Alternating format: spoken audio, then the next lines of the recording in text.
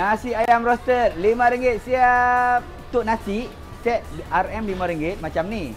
Tapi kalau customer nak lebih, kita bagi juga tanpa cas. Makan sampai kenyang. Untuk makan di sini memang kita bagi free refill nasi.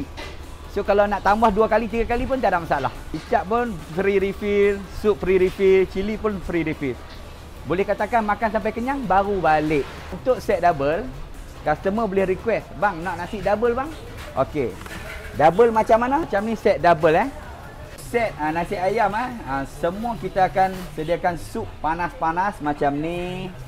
Letak daun sikit. Alright. Untuk set double, okey, kita sediakan salad juga cherry. Ini set double macam ni.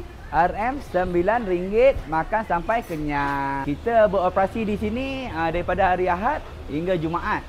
Hari Sabtu kita cuti daripada jam 10.30 hingga 5 petang.